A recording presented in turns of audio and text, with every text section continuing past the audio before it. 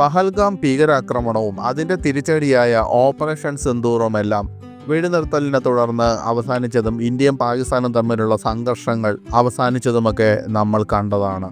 പാകിസ്ഥാൻ ഇന്ത്യയിലെ ഒരു BSF സൈനികനെ കസ്റ്റഡിയിലെടുത്തിരുന്നു, പൂർണം കുമാർ സാഹു. പഹൽഗാം ഭീകരാക്രമണത്തെ തുടർന്ന് ഇരു രാജ്യങ്ങളും തമ്മിലുള്ള സംഘർഷം ഉച്ചസ്ഥായിയായിരുന്ന സമയത്ത് ഈ BSF സൈനികൻ പൂർണം കുമാർ സാഹു അബദ്ധത്തിൽ പാകിസ്ഥാൻ്റെ പ്രദേശത്തേക്ക് കടന്നു കയറി.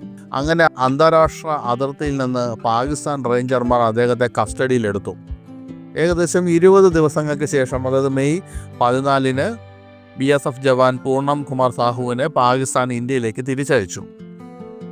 ഈ സമയത്ത് രാജസ്ഥാനിലെ ഇന്ത്യൻ അതിർത്തിക്ക് സമീപം ഇതുപോലെ ഇന്ത്യ ഒരു പാകിസ്ഥാൻ റേഞ്ചേഴ്സ് ഉദ്യോഗസ്ഥനെ കസ്റ്റഡിയിലെടുത്തിരുന്നു.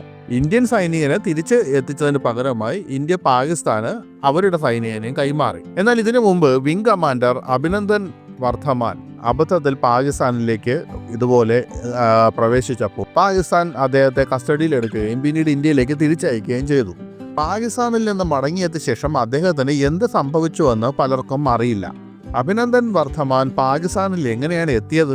വിംഗ് കമാൻഡർ അഭിനന്ദൻ 2004-ലാണ് സൈന്യത്തിൽ ചേർന്നത്. അദ്ദേഹത്തിൻ്റെ പിതാവും വ്യോമസേനയിൽ സേവനമനുഷ്ഠിച്ചിട്ടുണ്ട്. സഹോദരനും അതേ സേനയുടെ ഭാഗമാണ്.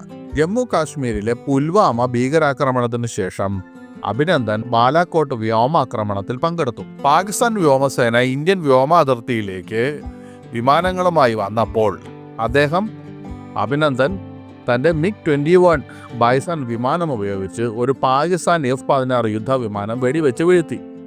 എന്നിരുന്നാലും തീവ്രമായ വ്യോമാക്രമണത്തിനിടെ അദ്ദേഹത്തിൻ്റെ MiG-21 വിമാനവും വെടിവെച്ചിടപ്പെട്ടു. അദ്ദേഹം പാകിസ്ഥാൻ അധിനിവേശ കാശ്മീരിലാണ് വീണത്.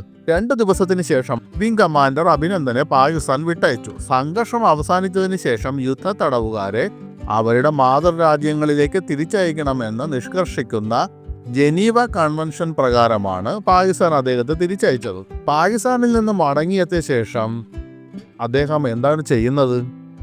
അത് പലർക്കും ഒരു സംശയമുണ്ട്, അല്ലേ? വിംഗ് കമാൻഡർ അഭിനന്ദനെ ആദ്യം ഇന്ത്യൻ വ്യോമസേനയുടെ മെഡിക്കൽ സംഘം സമഗ്രമായ പരിശോധനയ്ക്ക് കൊണ്ടുപോയി. അദ്ദേഹത്തിന് ശാരീരികമായി പരിക്കുകൾ സംഭവിച്ചിട്ടില്ലെന്നും മയക്കുമരുന്നുകളൊന്നും നൽകിയിട്ടില്ലെന്നും മാനസികമോ ശാരീരികമായ പീഡനങ്ങൾക്ക് വിധേയമായിട്ടില്ലെന്നും ഉറപ്പാക്കാനാണ് ഈ പരിശോധനകൾ നടത്തിയത്. ഇതേ തുടർന്ന് വിംഗ് കമാൻഡർ അഭിനന്ദനെ ഔദ്യോഗികമായി ഇന്ത്യൻ വ്യോമസേനയ്ക്ക് തിരികെ കൈമാറി. പാകിസ്ഥാനിൽ നിന്ന് മടങ്ങിയെത്തിയ ശേഷം അദ്ദേഹത്തിന് യുദ്ധവിമാനങ്ങൾ പറത്തുന്നതിൽ നിന്ന് താൽക്കാലികമായ വിലക്ക് ഏർപ്പെടുത്തി. വിമാനത്തിൽ നിന്ന് ഇജക്റ്റ് ചെയ്യുമ്പോൾ അദ്ദേഹത്തിന് പരിക്കേറ്റതിനാൽ കുറച്ചു കാലത്തേക്ക് അദ്ദേഹത്തിൻ്റെ പറക്കലിന് വിലക്ക് ഏർപ്പെടുത്തിയിരുന്നു. റിപ്പോർട്ടുകൾ പ്രകാരം മാസങ്ങളോളം അദ്ദേഹത്തിന് പറക്കാനുള്ള അനുമതി ഇല്ലായിരുന്നു. എന്നാൽ ഏകദേശം 6 മാസത്തിന് ശേഷം അദ്ദേഹം യുദ്ധവിമാനങ്ങൾ പറത്തുന്നത് പുനരാരംഭിച്ചു. ഒരു വ്യോമസേന ഇൻസ്റ്റിറ്റ്യൂട്ട് ഒരു മെഡിക്കൽ വിലയിരുത്തൽ നടത്തി. റിപ്പോർട്ടുകൾ പ്രകാരം 6 മാസത്തോളം അദ്ദേഹത്തിന് പറക്കാനുള്ള അനുമതി ഇല്ലായിരുന്നു. എന്നാൽ 6 മാസത്തിന് ശേഷം അദ്ദേഹത്തിന് യുദ്ധവിമാനങ്ങൾ പറക്കാനുള്ള അനുമതി നൽകി. കാരണം ഒരു വ്യോമസേന ഇൻസ്റ്റിറ്റ്യൂട്ട് മെഡിക്കൽ വിലയിരുത്തലുകൾ നടത്തുകയും അദ്ദേഹത്തിന് ആ അനുമതി നൽകുകയും ചെയ്തു. അതോടുകൂടിയാണ് അദ്ദേഹത്തിന് പറക്കാനുള്ള അനുമതി ലഭിച്ചത്. അദ്ദേഹം ഇപ്പോഴും വളരെ സജീവമായി തന്നെ നമ്മുടെ വ്യോമസേനയിലുണ്ട്.